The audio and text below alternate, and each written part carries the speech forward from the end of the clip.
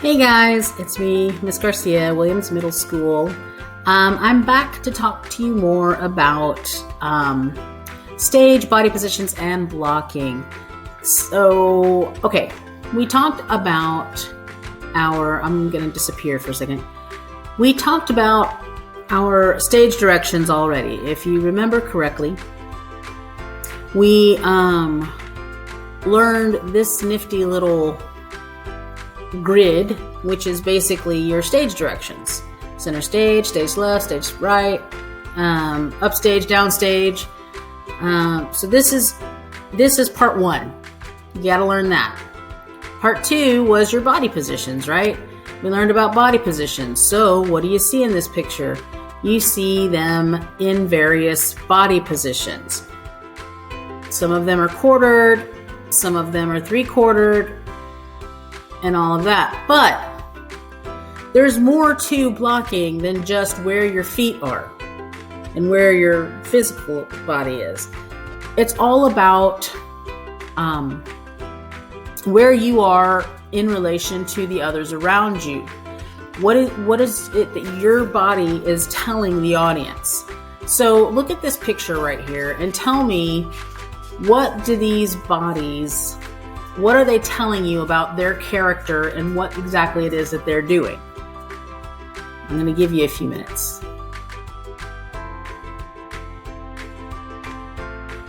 Okay, so hopefully some of you guys looked and saw that we had, first thing, notice that there's about a little bit of a triangle here. 1, 2, 3, and then back to 1.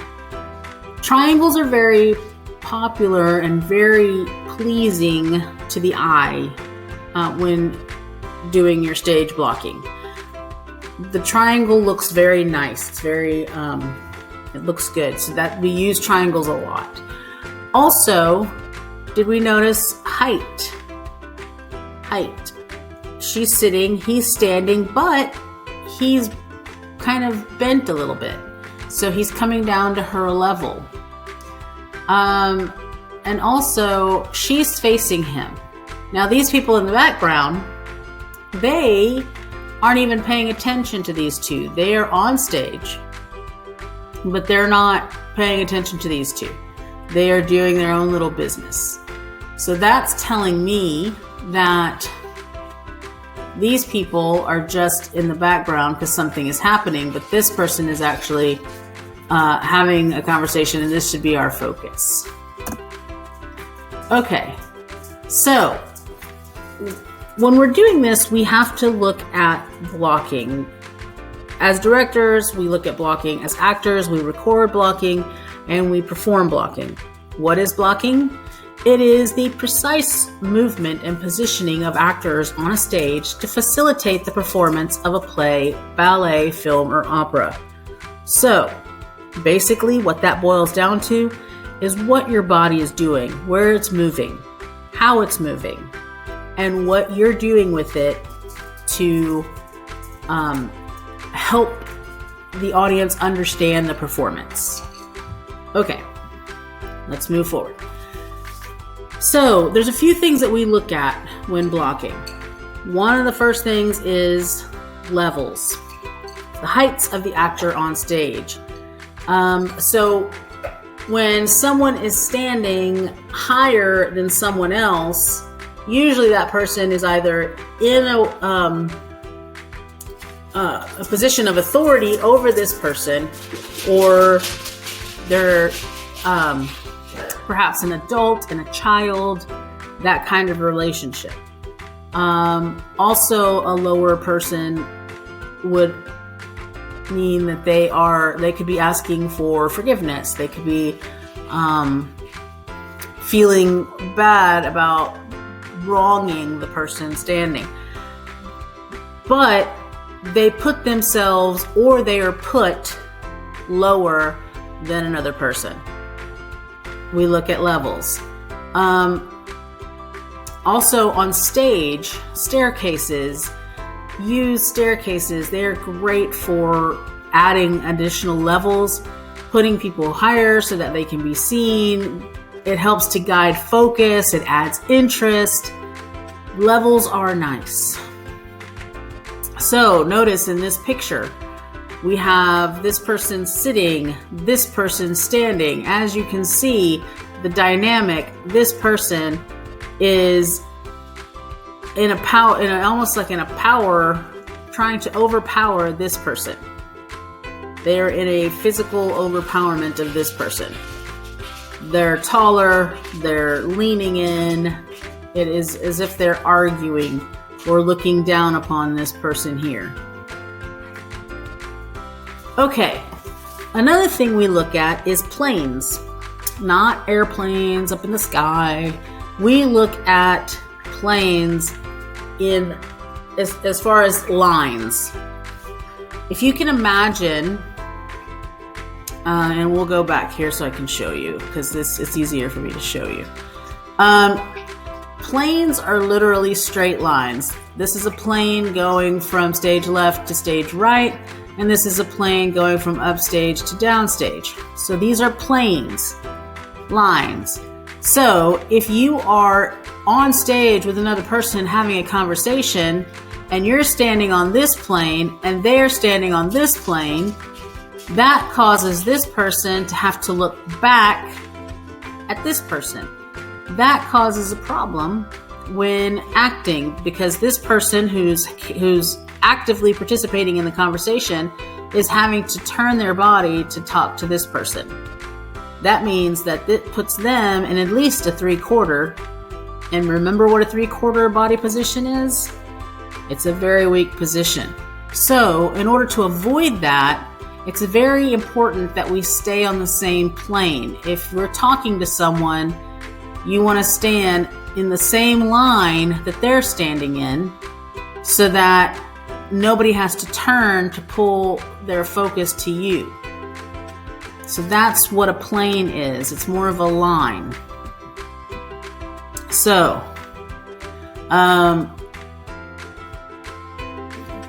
they say that planes are the proximity of the actors to the audience, front then back. Guides focus, adds interest. Well, okay. So, these people are on the same plane.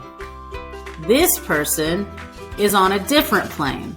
This helps to show, as you can see, these two are looking at this person. It's showing the audience, look at this person, don't look at us. This person is the focus. This person is also in the front, and these two are in the back.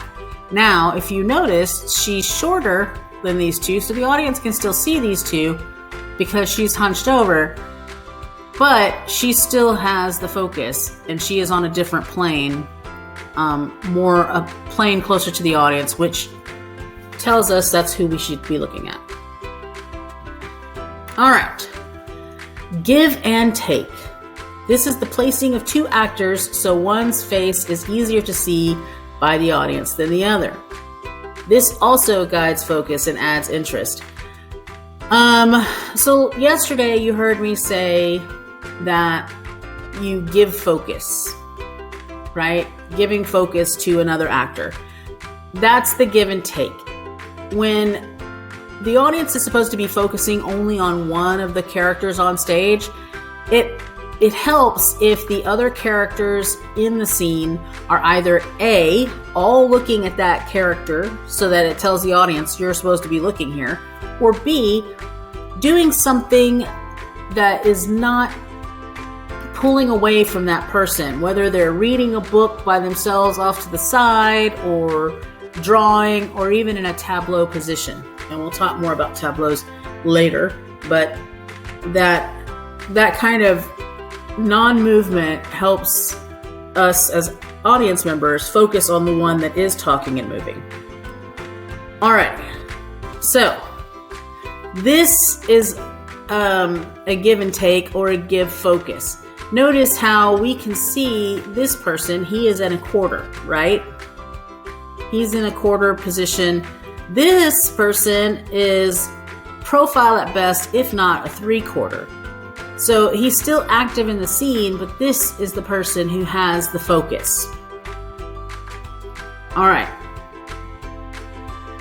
Actor positioning. The angle at which an actor stands has a great effect on how the actor is viewed. So we already talked about that yesterday, so we're not going to go into that today. But what I did want to talk to you about is blocking. Blocking isn't just where the actor stands, it's also how they move. That's extremely important. You have to move as your character. And also, there's more than one way to get someplace. There's a direct way, there's an indirect way. So depending on what's happening in the scene, actors and directors have to work together to make a decision on how the actor is going to move and where the actor is going to move. So we talk about a cross, and I'm going to show you a shorthand for your script in a moment, but we're going to go over some of them here. There's a cross. And that just means to go from one position to another. You're literally crossing across stage. Actor 1 starts here and ends here. Okay, cross below or down. Actor 1 crosses in front of Actor 2. Oops. And then cross above. That means that, or up. Actor 1 crosses behind Actor 2. This is what's known as a counter cross. Sometimes you may hear your director say counter. That means that one of the actors goes this way as the other actor comes this way. So if Actor 2 is standing here and Actor 1 is standing here, and Actor 1 is supposed to cross this way to here, well, if this actor doesn't move, then they will be hidden behind Actor 2. So Actor 2 naturally has to move over. Now, how far they move over, that's up to you, the actor and the director. Sometimes Actor 1 can cross over here, and Actor 2 just counters a bit, like about right here, to where Actor 1 and Actor 2 can be seen, but they are in closer proximity. Or Actor 1 can cross all the way over here, oops, while Actor 2 crosses all the way over here. So, this is good for chase, or if Actor 1 crosses this way to talk to Actor 2, then Actor 2 can just counter a bit if this actor needs to be on this side. There are many reasons for a counter cross. Alrighty, so why do we have to be precise in our blocking? That is the question. Why be precise? And how can you tell bad blocking from good blocking? All right, so I'm going to let you guys go to your discussion question for the day.